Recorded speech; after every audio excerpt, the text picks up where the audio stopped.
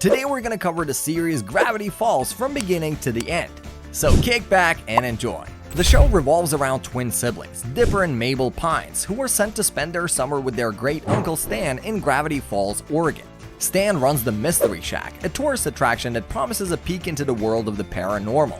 As they explore the town, Dipper and Mabel uncover the truth. Gravity Falls is teeming with weird and mysterious happenings like gnomes, ghosts, monsters, and all sorts of supernatural stuff.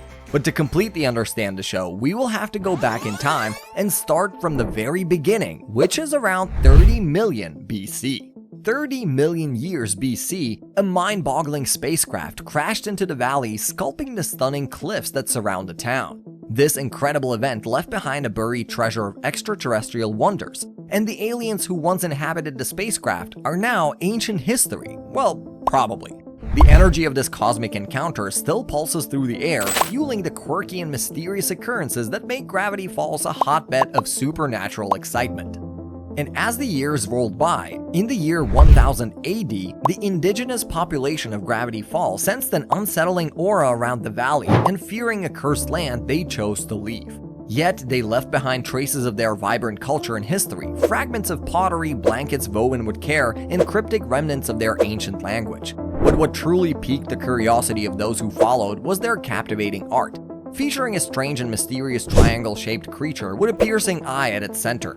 Little did they know that this peculiar symbol held the key to unlocking the hidden depths of Gravity Falls enigmas.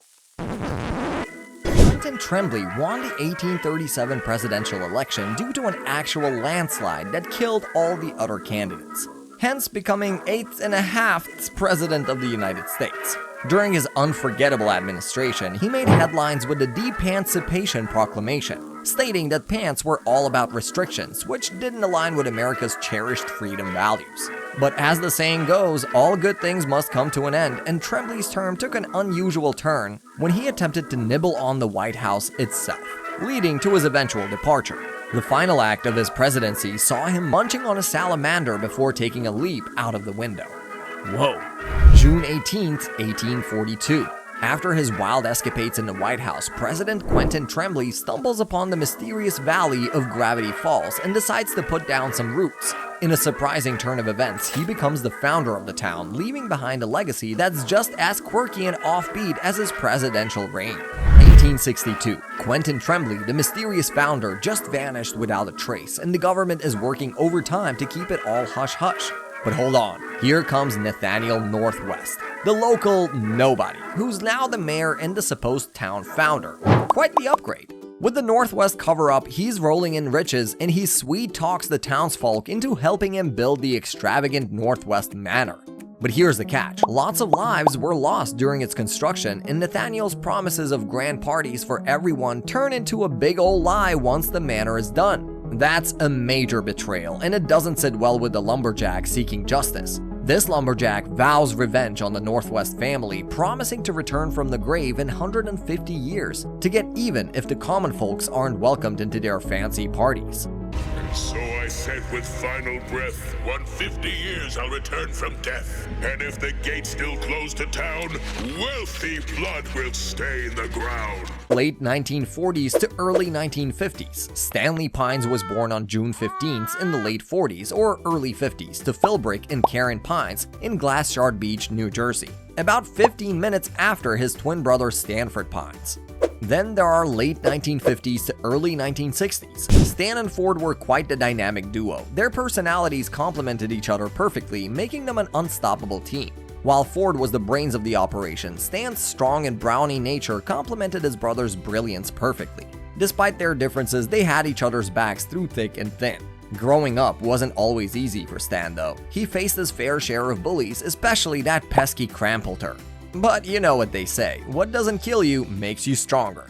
Thanks to their dad's idea of boxing lessons, Stan and Ford toughened up and learned to stand up for themselves. From then on, they were ready to take on the world together.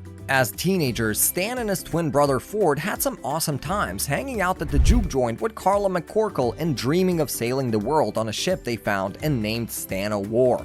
But things got tough near the end of high school when Ford's smarts caught the eye of West Coast Tech, meaning he would have to move away, much to Stan's dismay. To make matters worse, Carla broke up with Stan over the hippie musician, Thistle Downey.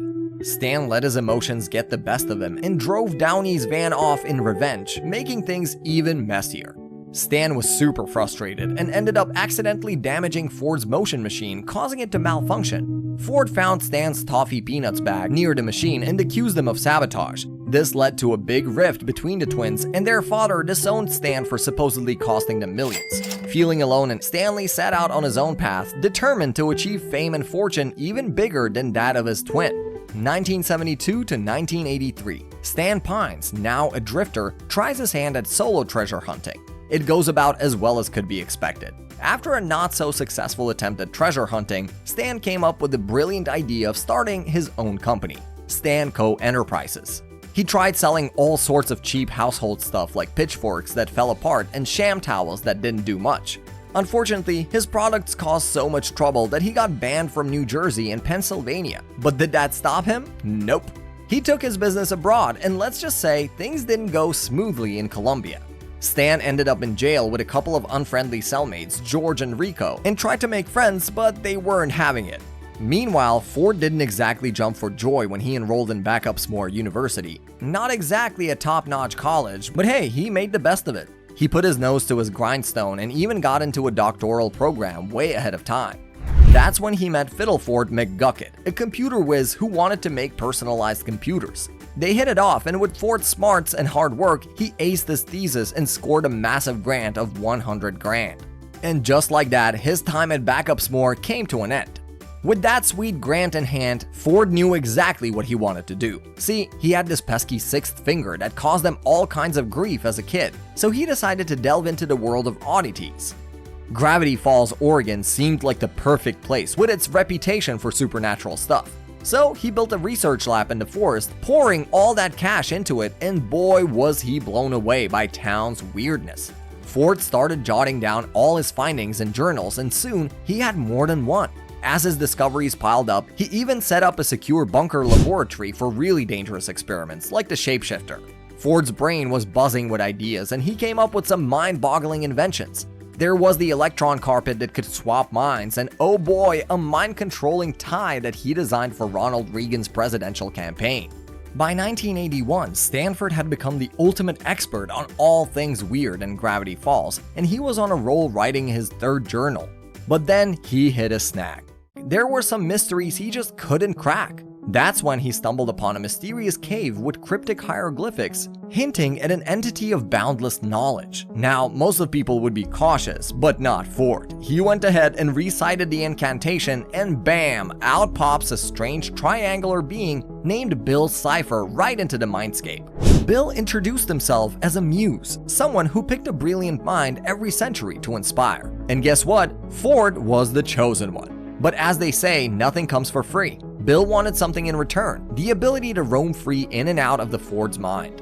It was a deal with the devil, but Ford's thirst for knowledge was so strong he couldn't resist the offer. And so a bizarre partnership began, with Ford gaining knowledge from Bill, and while Bill had the run of his mind. Little did he know, things were about to get crazier than ever in Gravity Falls. With Bill Cipher as his guide, Ford delved into a whole new world of knowledge. He learned about a parallel dimension filled with supernatural wonders that had seeped into his world, giving rise to all the weirdness in Gravity Falls. Bill's insights were mind-blowing, and Ford became obsessed with unlocking the secrets of these other dimensions. He wasted no time and started working on a grand plan, building an interdimensional gateway right under his home. To bring this ambitious project to life, he enlisted the help of his old friend Fiddleford, who was a genius mechanic. Together, they set out to create a portal to new realms, something nobody had ever done before. As Ford and Bill's partnership deepened, Fiddleford couldn't shake off his growing unease about the interdimensional device they had built in the mysterious entity Bill Cipher. Despite his curiosity and concern, Ford refused to reveal Bill's true identity to his friend, which only fueled Fiddleford's suspicions further. The turning point came when they conducted the first trial of the portal, and Fiddleford accidentally found himself on the other side. He returned with a chilling warning about a terrifying creature with just one eye. Now, even Ford began to question the true nature of his collaborator.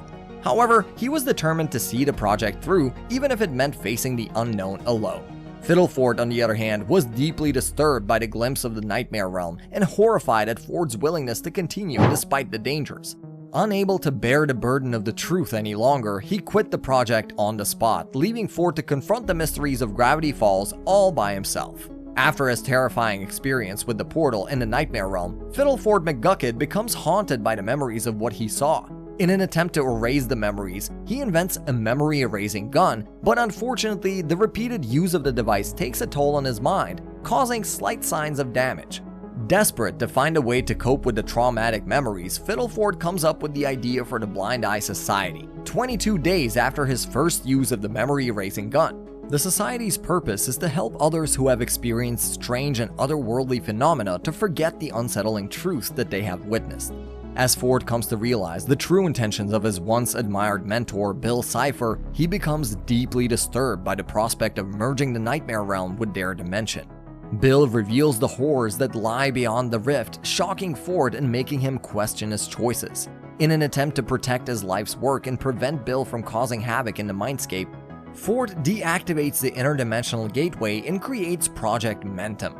This machine has the remarkable ability to bioelectrically encrypt thoughts, effectively safeguarding his mind from the malevolent influence of Bill Cipher. Despite these precautions, Ford remains plagued by paranoia and fear over the near catastrophe he nearly unleashed upon Gravity Falls. He becomes obsessive about documenting his experiences, resorting to journaling and even using invisible ink to amend his previous entries. As Ford's fear of Bill Cipher's return intensifies, he realizes the importance of safeguarding his research and journals. Determined to keep the details of the portal's operation from falling into the wrong hands, Ford decides to hide his second and third journals locally, while also converting his off-site laboratory into a makeshift fallout shelter, prepared to withstand an apocalypse.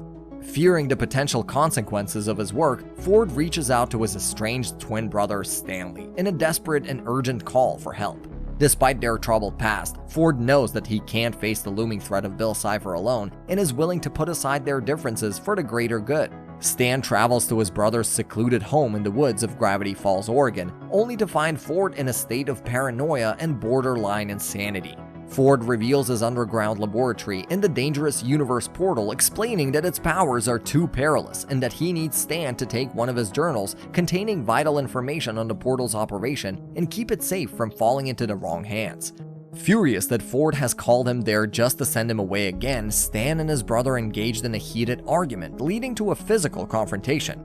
During the struggle, the portal is accidentally activated and Stan inadvertently pushes Ford into its range, sending him through the dimensional rift before it shuts down due to lack of power.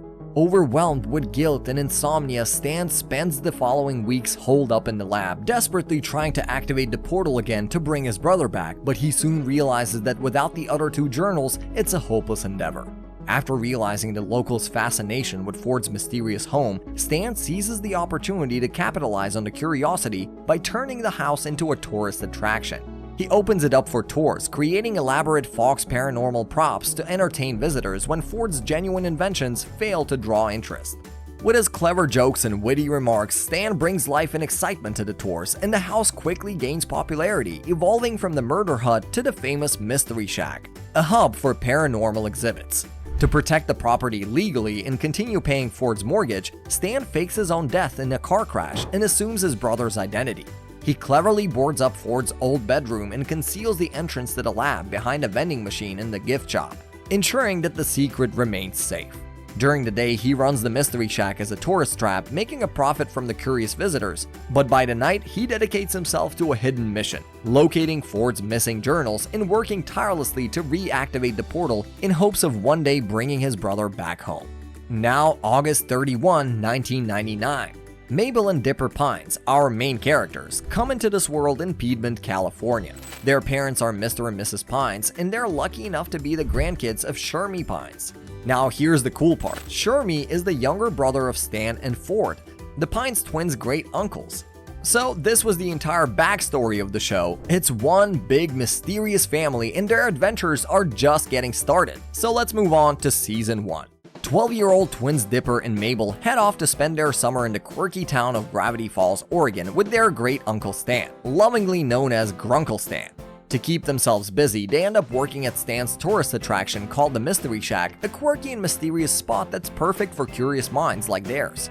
But here's where things get interesting. While exploring the spooky part of the woods, Dipper stumbles upon a hidden treasure, a metal tree with a mysterious old device inside.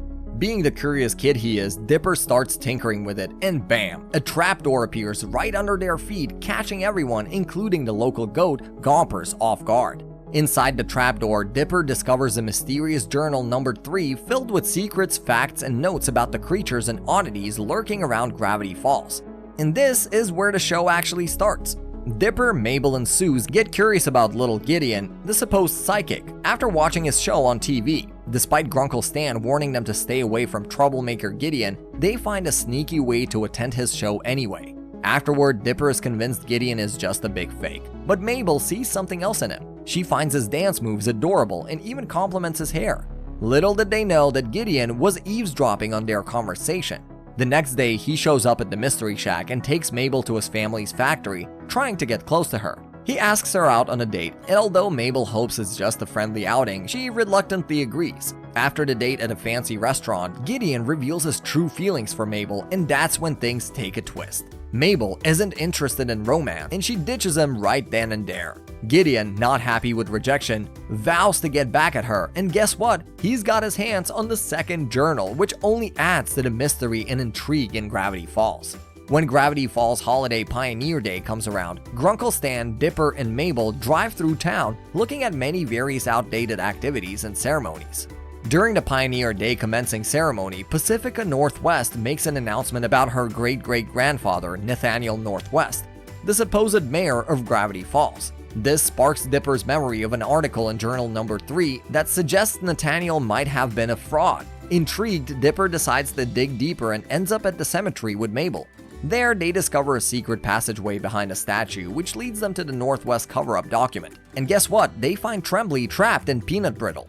But miraculously, he is alive. He was the real mayor of Gravity Falls all along. Tremblay is so grateful to Dipper and Mabel that he decides to make Mabel a congressman and gives her a hat, while Dipper receives the president's key, which can unlock anything in the whole of America. It's a fair at Gravity Falls, and Wendy, a co-worker, sees a stuffed creature of indeterminate species as a prize for winning a knock over the milk bottle game. Dipper's determined to win Wendy a cute stuffed creature, but his aim takes an unexpected turn, and poor Wendy ends up with a black eye instead. Dipper rushes off to get her some ice, but runs into Blendon Blandon, a time traveler. Blendon confesses he's on a mission to prevent time anomalies at the fair, but the twins offer him some tickets to take a break. However, they can't resist using the time machine to undo the accident with Wendy. Trouble brews when Blendon realizes what they've done and gets arrested for breaking the time traveler's code of conduct. And as if that wasn't enough, Blendon threatens to mess up Dipper and Mabel's lives by altering their parents' meanings so they are never born. So Gideon is up to no good again, plotting revenge on the Pines family. He's brainstorming all these little crazy schemes like summoning demon caterpillars and blood rain, but in the end settles on trying to gain control of the Mystery Shack. Sneaky move. When his lawyer shows up at the Mystery Shack, Stan mistakes him for a tax collector and starts hiding his money everywhere. But surprise, the lawyer announces that Stan has won a whopping $10 million. Of course, there's a catch. He needs to sign a contract first. Stan agrees, but little does Gideon know he outsmarts him with a clever prank. Gideon reveals himself and thinks that he got the deed to the Mystery Shack, but Stan had actually written "Suck a Lemon, Little Man" on the check instead of his real name. He tries multiple schemes throughout the episode, but each one fails. In the end, Gideon is all worked up, pacing around his house, and his dad tries to calm him down, saying he'll get his revenge someday. But Gideon is beyond revenge now. He's obsessed with getting the Mystery Shack itself, because he believes that there is a secret hidden inside that he's desperate to uncover. So, in Gravity Falls, they have this thing called Summerween. Their version of Halloween in the summertime, complete with jack-o'-melons and tons of trick-or-treating. Dipper and Mabel are all pumped up to join the fun, but when Wendy mentions that trick-or-treating is usually for kids, Dipper's excitement takes a hit. And just when they thought things couldn't go any weirder, a monster named Summerween Trickster Dipper accidentally insulted shows up and forces them to collect a bunch of candy by the end of the night, or else he'll eat them. As Dipper and Mabel are almost in the clear, their friend Suze accidentally activates a cackling skull, and suddenly the Summerween Trickster shows up. And guess what? The trickster is made up of all the candy that nobody wanted and was thrown away. It devours Soos first and then goes after Dipper and Mabel, but there's the twist. Soos takes matters into his own hands and devours the trickster from the inside out. The monster confesses that all he wanted was someone to enjoy his candy, and he starts crying tears of candy corn. Soos is more than happy to help him with that, and they all have a unique, if slightly bizarre, Halloween celebration. After Gideon's failed attempt to destroy the Mystery Shack, he goes all out for revenge. He whips out Journal 2 and summons the Dream Demon, Bill Cipher, to do his bidding. They strike a deal. Bill will invade Stan's mind, and Gideon will help him with some future favor. Dipper checks out Journal 3 and learns about the dangers of Bill, watching as the demon takes over Stan's mind. They figure out a way to stop Bill's chaos by entering Stan's mind themselves, so they get ready and recite the incantation. It's a wild and chaotic ride, but they manage to free Stan from Bill's control and bring him back to reality. Their relief is short-lived though, as Gideon reveals he used dynamite to get the Shack's deed and now owns the place according to some weird Gravity Falls laws. He kicks them out with Bud's help, and it looks like our heroes are facing a whole new set of challenges ahead. With the Mystery Shack taken over, Gideon announces the grand closing of the Shack on TV, luring everyone with promises of something special. He offers free admission to anyone wearing a pin with his face on it, further infuriating Dipper, Maple, and Stan. The next day, Gideon unveils his plan to build Gideon Land, a new amusement park, leaving the Pines family and Soos shocked and dismayed. They try to expose Gideon's deception and theft on the Shack's deed, but Gideon claims Stan willingly gave it to him. The Pines family and Soos are kicked out and left outside the fence as Gideon continues his ambitious speech about Gideon Land. Later, Dipper and Mabel, determined to stop Gideon, try to break into the Shack with the gnomes' help. However, Gideon uses his pig whistle to turn the gnomes against them, and they get captured. In the chaos, Dipper drops the third journal, and Gideon seizes the opportunity to take it from him. Dipper feels defeated and believes he can't help anyone without the journal's guidance. The two head to the bus station, preparing to leave town. Back at the Mystery Shack, Gideon is thrilled about the journal, but realizes it's journal number 3, not the one he was expecting. He chases after the bus in a giant robot, thinking Dipper and Mabel have the first journal. However, Stan reveals that the pins Gideon gave out had hidden cameras, leading to Gideon's arrest and the return of the Shack to the Pines family. After settling in, the twins tell Stan that they trust him now and show him Journal 3. Later that night, Stan goes to a hidden laboratory, revealing that he possesses all the journals. Moving on to Season 2, as Stan continues to work on the portal, he increases the power, causing a power surge that catches the attention of both Wendy and Gideon. Unbeknownst to them, the surge is also detected by a government satellite, leading to the dispatch of government agents to Gravity Falls. The next morning, during the Shack's grand reopening, Sue spots a government vehicle, prompting Stan to quickly close the gift shop and ask all the tourists to leave. Despite this interruption, they resume their work on the portal. However, Stan accidentally raises the dead, leading to a zombie invasion in town. Amid the chaos, Dipper looks through the Journal 3, desperate for a solution. He discovers invisible ink writing in the journal that reveals zombies can be defeated with a 3-part harmony. Mabel suggests the karaoke number, and the trio gives a lively performance to defeat the zombies. Afterward, Dipper apologizes for causing trouble, but Mabel reassures him that she enjoyed their musical performance. Stan allows Dipper to keep the journal for self-defense, but warns him not to go looking for more trouble. Both of them secretly cross their fingers, hinting at more secrets yet to be uncovered.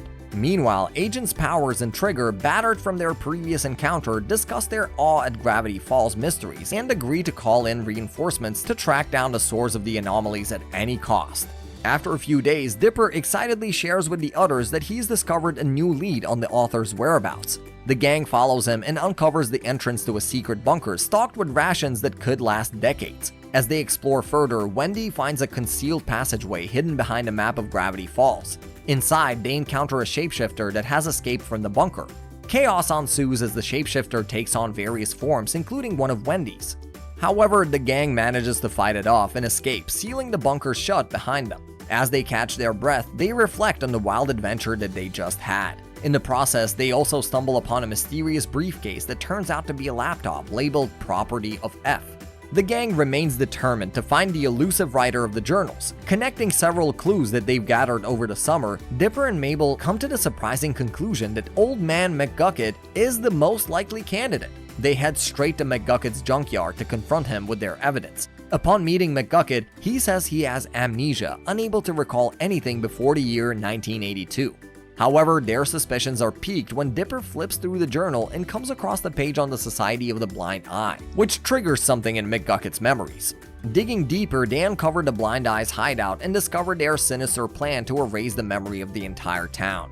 After some adventurous escapades, they manage to obtain McGucket's memory canister and a ray gun from the cult members. With the Society members tied up, Dipper uses the ray gun to erase their memories of the organization, leaving them believing that they spent the evening at a museum event. As the gang watches the contents of McGucket's memory canister, they gain valuable insights into his past, bringing them one step closer to uncovering the truth behind the mysterious journals and the secrets of Gravity Falls. Meanwhile, Stan continues to work on the portal until FBI agents show up and arrest them for stealing toxic chemicals. Dipper and Mabel decide to clear Stan's name by finding the security tapes, only to learn that he did in fact steal the chemicals. Digging deeper, they stumble upon the lab and find all 3 journals inside, which Dipper reads to reveal the dangers of the portal. Suspicion grows, and when Stan escapes custody to stop them, Dipper activates the portal's manual override. Stan pleads with Mabel not to press the button, and she chooses to trust him, leading to the portal's activation and the emergence of Ford, who had been trapped inside there for years. As Stan and Ford fill Dipper and Mabel in on the events that led up to this moment, Ford admits to being the author of the journals. The FBI arrives once again to arrest Stan, but the gang uses the memory eraser gun to make them forget about Stan. Sometime later, Bill appears in Ford's dream and threatens to enter our world using the dimensional rift that was created when the portal was activated. If he succeeds, he will wreak havoc on the whole world, so Ford disables the portal. He also sends Mabel and the gang to retrieve unicorn hair, which will act as a shield from Bill. He even uses Project Mentum to protect their minds. However, the dimensional rift could be the next best way for Bill to enter our dimension. If Bill got his hands on the rift, it would mean the end of Gravity Falls and the world. After successfully locating the rift, Ford offers Dipper the opportunity to stay in Gravity Falls as his apprentice, which upsets Mabel as they are best friends. Feeling hurt and misunderstood, Mabel runs off into the woods, accidentally taking Dipper's bag with her, not realizing that it contains the dimensional rift. In the woods, she encounters Blendin Blandin, who offers to help her create a time bubble to make summer last forever, and in return, he asks for the rift. Not knowing its significance, Mabel gives it to him. However, to her shock, Blendin is revealed to be under the control of Bill Cipher, who uses the rift to enter their world, setting in motion a dangerous and chaotic turn of events. As the madness of Bill Cipher takes over Gravity Falls, the gang realizes they must act swiftly to save their own town and the world. Bill captures Ford and destroys the 3 journals, but Dipper manages to escape. He teams up with Wendy and Suze to rescue Mabel, who is trapped in a dreamland prison created by Bill. Despite the tempting illusions, Dipper convinces Mabel that reality, no matter how challenging, is better than a false paradise, and they escape together. Meanwhile, Bill's chaos remains confined to Gravity Falls, and he unfreezes Ford to learn how to expand his dominion. Ford refuses to cooperate, while the gang rallies to rescue him. Using Ford's unicorn shield, they temporarily injure Bill and free Ford. Ford then unveils a zodiac prophecy he discovered, and the gang forms a barrier to hold back Bill. However, Stan's refusal to complete the circle leads to a fight between the brothers, breaking the barrier and allowing Bill to return. Having no choice, Ford allows Bill to enter his mind so he can learn how to expand his kingdom. However, it turns out that he is inside of Stan's mind, who had all of this thought out from the beginning. With Bill in his mind, Stan's memories are erased using the gun which erases Bill from existence, thus ending the terror he brought to the world. Gravity Falls is finally free. Stan recovers from the memory loss, and the town gets together to celebrate Dipper and Mabel's 13th birthday. Ford and Stan make up and decide to venture into the oceans to discover anomalies. Stan leaves Suze in charge of the shack, and the brothers go out to fulfill their childhood dream. Dipper and Mabel say their goodbyes and return home, which concludes the best summer vacation that anyone could ever ask for. So this was Gravity Falls from beginning to end. If you enjoyed this video as much as we did making it for you, drop us a like and subscribe to Cartoon Mania for more awesome tunes like this recapped and analyzed on your feed. With that said, thanks for watching, and we'll see you in the next one. Peace!